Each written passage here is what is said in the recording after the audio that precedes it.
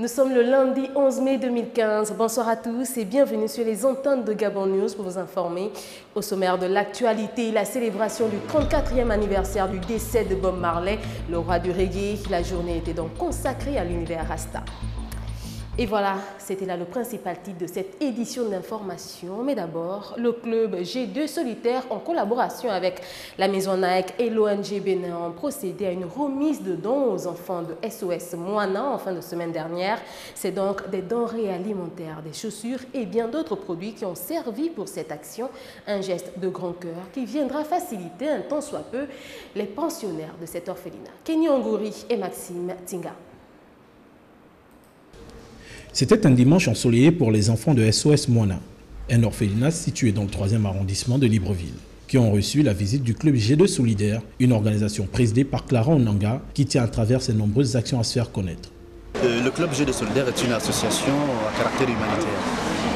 Nous faisons dans l'entraide, dans l'assistance, dans les domaines de l'éducation, la santé et le social. Nos actions sont destinées aux enfants des familles démunies. Et si nous sommes ici cet après-midi, n'est-ce pas, c'est pour témoigner notre solidarité vis-à-vis de ces enfants qui vivent dans cet orphelinat ici à Libreville.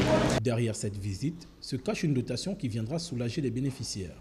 Nous avons apporté avec nous un certain nombre de produits composés d'une part de paires de chaussures qui ont été fournies par nos partenaires, donc la marque Nike, et ensuite un certain nombre de denrées alimentaires. Donc il y a les cartons de lait, cartons de nido, de sacs de riz, de boîtes de conserve de différentes marques. Accompagné de plusieurs sponsors, notamment l'ONG Bénin Debout et la marque de fabrique de basket Nike, ce don était une occasion parmi tant d'autres, car la solidarité prônée par cette organisation tient à s'étendre en posant d'autres actions à travers le pays dans les tout prochains jours. Nous parlons de société à présent. La commercialisation des produits alimentaires sur les abords des trottoirs devient fréquente à Libreville. À Akanda, 3e commune de la capitale gabonaise, les commerçants vendent à proximité des poubelles et des eaux stagnées. Suivant ce reportage. Le commerce des produits alimentaires sur les trottoirs demeure et prend du terrain à Libreville. Ici, dans le 1er arrondissement de la commune d'Akonda, précisément à Okala, les ailes de poulet communément appelées Nike, les légumes tels que la tomate, l'oseille, le folon et bien d'autres épousent la poussière des lieux. Les odeurs nauséabondes des poubelles qui longent la voie quant à elles embrigadent celles des sandwichs faits ici et là par des différentes commerçantes, mais également celles de la nourriture des restaurants qu'on peut y trouver.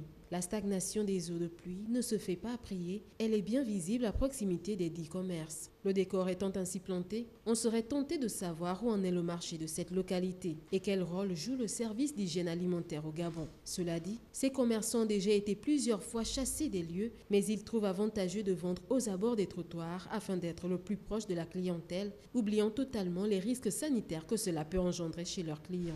C'est donc une situation alarmante qui devrait interpeller davantage les autorités municipales de la commune d'Akonda.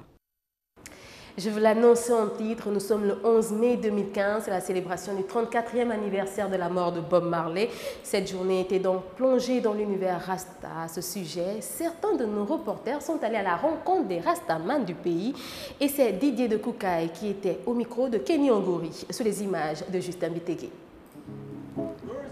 Une journée Rasta, celle réservée à la mort de Bob Marley, précurseur du style reggae. Nous nous sommes plongés pour la circonstance dans l'univers du Rastaman gabonais, Didier de Koukaï, pour nous parler de ce jour particulier. Bon, tout simplement, c'est le travail que Bob Marley a abattu. Bon, et pas seulement Bob, il était entouré de beaucoup de monde. C'est pour reconnaître le travail que l'homme a fait. Et aujourd'hui, on consacre cette journée à Bob Marley. C'est le jour que Jah l'a appelé. L'activité des Rastas dans certains États ont un lien très étroit avec le Nganja, autrement appelé chanvre indien. Notre interlocuteur fait le rapprochement entre les deux. Oui, vous savez, on ne peut pas parler de Rastafari sans parler de ganja. Ok? Bon, le ganja, c'est une plante naturelle que Jah a créée, tout comme nous avons été créés. Le commerce du chanvre n'est pas fait par les Rastas. Les Rastas ne vendent pas le chanvre.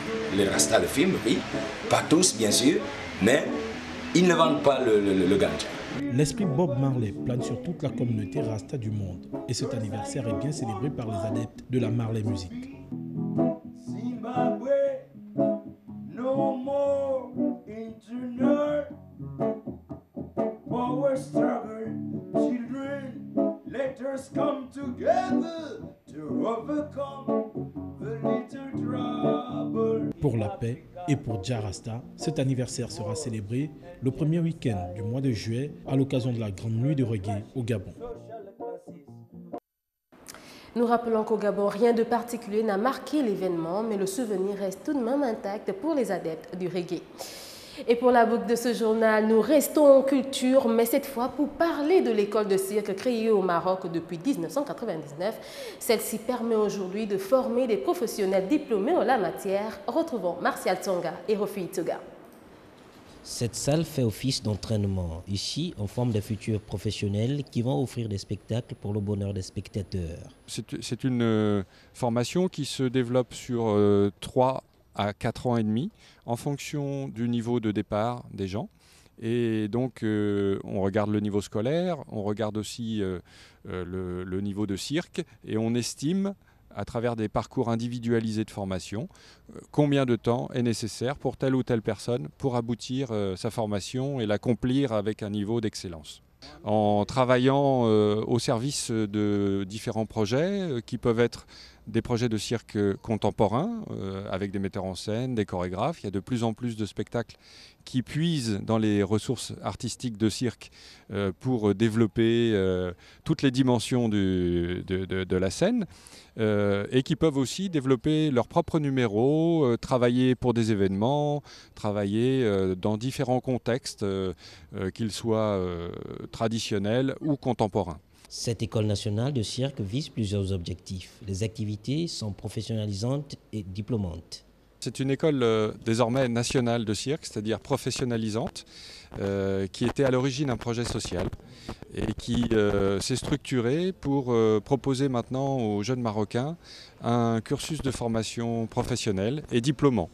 C'est un diplôme reconnu par l'État qui permet à ces jeunes artistes ensuite d'évoluer sur le plan national et sur le plan international. Cet entraînement offre aux apprenants la maîtrise de soi. Ils prennent du plaisir pour offrir du loisir aux amoureux du spectacle. Et c'est la fin de cette édition d'actualité. Merci à vous de nous avoir suivis. L'information se poursuit sur les www.gabonnews.com. Au revoir.